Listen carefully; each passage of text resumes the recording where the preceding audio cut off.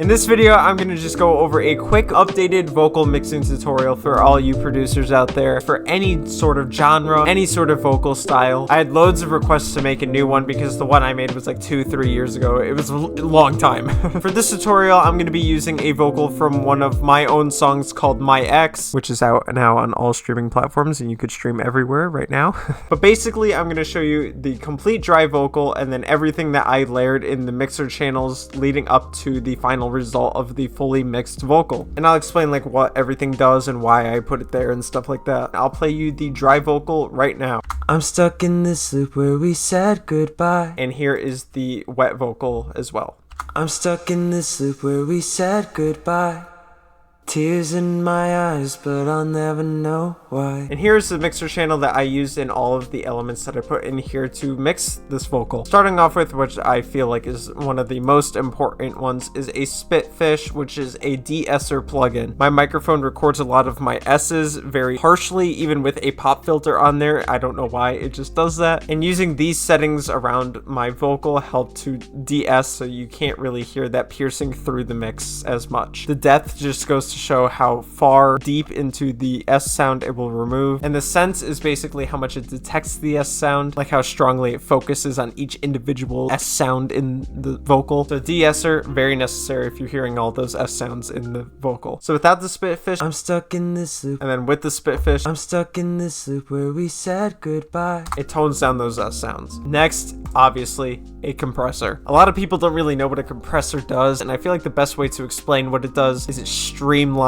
the sound. If you look at the actual waveform of the vocal, you see that it goes very tall over here, but then it like slopes down and then it gets very tighter here, and then it fattens up over here again. Visually, it would streamline, making it almost equal heights for the rest of the vocal. But basically, it just puts a ceiling and a floor for the volume and kind of just squeezes it and compresses it. These are the settings that work best with my voice and my recording, but obviously it's going to be different for all of you. Generally, to find your sweet spot for the settings, I would just turn up the gain where it sounds loud enough but not too like distorted, so like a tiny bit of the way. The ratio is probably going to stay around the same for everyone, so I feel like around 3:1. And for threshold, you just turn it down until it sounds streamlined but not too tight. This is the default, and you kind of just want to experiment with it and turn it down to where like the volume is at a good level but not too tight in the mix. Without the compressor, my vocal sounds like this. I'm stuck in this loop where we said goodbye. And with the compressor, while I do this, make sure to focus on the volume visual over here. I'm stuck in this loop where we said goodbye. The volume visual stays relatively the same throughout the whole time it plays. Next, I feel like this is a super underrated plugin right here. This is Fresh Air. Fresh Air is a high frequency processor that helps boost and perfect the top end of the vocal. It helps give it that extra texture and flair that would make it sit on top of your instrumental better rather than making it sound all gross and interconnected in the instrumental. As you see, there's two main knobs over here.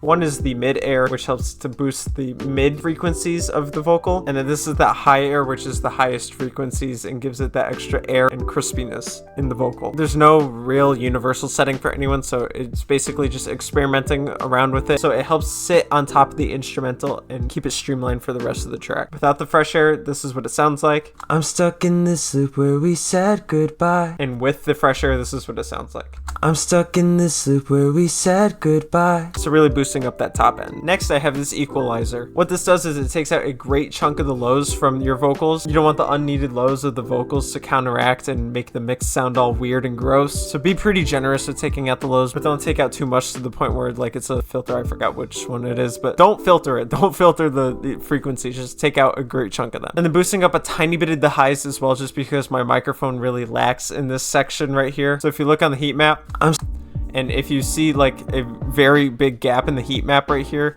then turn it up like I did, but not too much, just a tiny bit. Without the EQ, I'm stuck in this loop. With the EQ, I'm stuck in this loop. So you can really hear taking out a lot of those low frequencies and really giving the vocal its own identity in the mix. My second to last is just a fruity reverb over here. All this does is help to fill up the background of the mix a little bit. It gives it the illusion of like a wider vocal presence in the mix. I use these settings over here. The decay is turned up a tiny bit just to give it a more wet background background. The low cut is turned up all the way just because we don't want low frequencies in the vocals. We just took them out. We don't want to add any more. Keep the dry the same and then turn the wet up a considerable amount, maybe like about a little over halfway, just to give it that background filler wet reverb thing, but we don't want to do too much. Without the reverb, it sounds like this. I'm stuck in this loop. And with the reverb, I'm stuck in this loop. So you can hear that background is filled up dramatically, and it kind of gives it the illusion of some backing vocals as well. Last but not least, a limiter. All I did for this limiter is turn the gain down a tiny bit. Don't worry about any of the other knobs here. I only focused on the gain right here. It works similarly to a compressor, kind of just giving it a ceiling to work with the volume, just to kind of cap it off after everything, all the effects that we've done on this chain over here, just to give it one final ceiling to end off and streamline the sound. Without the limiter, it sounds like this. I'm stuck in this loop. And with the limiter, it sounds like this.